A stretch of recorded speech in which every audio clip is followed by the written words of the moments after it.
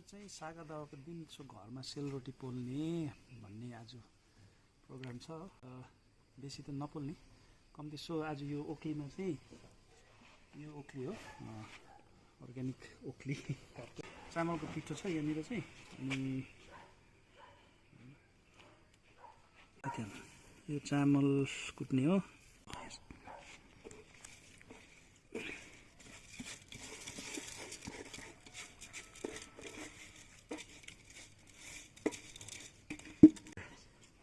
अब एकैमा चामल कुट्ने एक्सर्साइज पनि हुन्छ हो, मजा पनि आउँछ।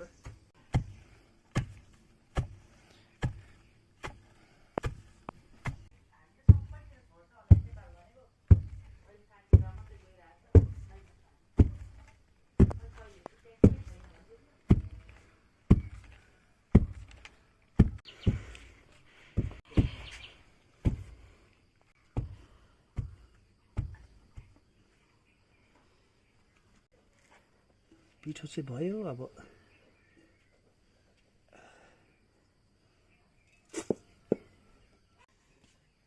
सो फाइनली रेडी भयो। अब चाहिँ घर गएर यसको मिक्सर बनाएर चाहिँ मिक्स गरेर सेलरोटी पकाउने। अब अघि मैले पिठो कुटेको थिएँ होइन, मलाई सेलरोटी पकाउनु चाहिँ आउँदैन हो। अब मेरो बहिनीले बनाउँदै सेलरोटी है, अघि पिठो कुटेको सेलरोटी बनिँदैछ, मलाई चाहिँ यस्तो बनाउनु आउँदैन हो। अब यो इन्ग्रिडियन्ट्समा चाहिँ अब तपाईँले जान्नुभएको होला, अलिकति मैदा मिसाउँछ, स्पाइसेसहरू हालिन्छ है। आज बुद्ध पूर्णिमा, सरी आज बुद्ध पूर्णिमाको दिन चाहिँ यो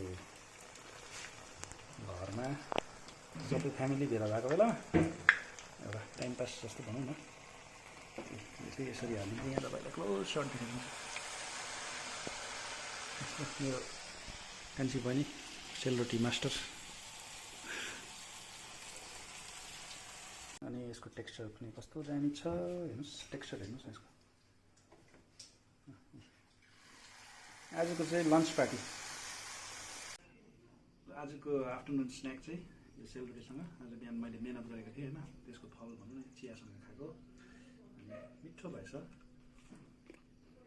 साथीहरूलाई पनि खानु मन पऱ्यो भने मलाई भन्नुहोस्, म पार्सल गरेर पठाइदिन्छु ल। सो आज छुट्टीको दिन भन्छ कि है, वेदर पनि एकदमै क्लाउडी छ, जाडो पनि छ। तातो चिया, तातो सेलरोटी खानु मजा आयो। तपाईँहरूलाई शुभ दिन, have a nice day, by by.